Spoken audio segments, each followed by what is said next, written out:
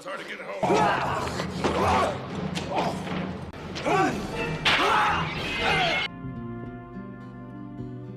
In the early 1980s, John Rambo, a Vietnam War veteran, traveling on foot, arrives in Hope, Washington after discovering an old war buddy died from the effects of Agent Orange. The local sheriff, Will Teasel, assuming Rambo is a drifter, transports him to the outskirts of town, telling him to move on. Rambo reverses course back into town, resulting in his arrest. While being processed at the police station, Rambo becomes defiant and Teasel's deputies, led by the sadistic Chief Deputy Art Galt, abuse him, triggering flashbacks of the torture which Rambo endured in Vietnam. Rambo finally fights his way out of the sheriff's station, regains his confiscated knife and flees into the woods. Teasel organizes a search party with rifles, dogs, and a helicopter. Galt blatantly disregards Teasel's orders and attempts to shoot Rambo dead from the helicopter with a sniper rifle. Rambo throws a rock at the helicopter, causing the pilot to briefly lose control. Galt loses his balance and falls to his death on the jagged rocks in a gorge below. Rambo tries to surrender to Teasel, reasoning that Galt's death was an accident and that he wants no more trouble, but the deputies shoot at him and Rambo flees. Although Teasel discovers Rambo is a Green Beret warrior and Medal of Honor recipient, he continues his pursuit. Using guerrilla tactics, Rambo subdues all the deputies. With the deputies incapacitated by injury, Rambo corners Teasel, holds a knife to his throat and threatens a ward, before retreating further into the woods. The Washington State Patrol and Washington National Guard are dispatched to assist Teasel, along with Rambo's mentor and former commanding officer Colonel Sam Troutman.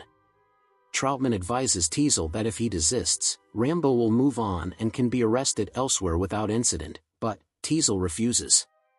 Troutman initiates radio contact with Rambo to persuade him to surrender, but Rambo refuses, condemning Teasel and his deputies for their abuse and citing that they drew first blood. At the entrance of an abandoned mine, a National Guard detachment corners Rambo. Ignoring Teasel's instructions to wait for his arrival, the guardsmen fire a rocket launcher, collapsing the mine entrance and seemingly killing Rambo. Teasel furiously berates the guardsmen for disobeying his orders and demands that their leader Clinton Morgan dig out Rambo's body. However, Rambo survives the attack, where he escapes the mine through a ventilation shaft, hijacks a military truck carrying an M60 machine gun and ammunition and returns to Hope to cause as much damage as possible in revenge. In an effort to distract the authorities, Rambo blows up a gas station, cuts power to most of the town, destroys a sporting goods store and shoots the sheriff's station. Troutman, understanding that Teasel is outmatched, again tries to convince Teasel to leave Rambo. Teasel, seeing Rambo's rampage as a personal attack, ignores Troutman's orders again and tries to hunt for Rambo on the station's roof, but Rambo manages to shoot and injure Teasel in a gunfight. When Rambo prepares to kill Teasel, Troutman appears and warns Rambo that he will be killed unless he surrenders, reminding him that he is the last survivor of his outfit.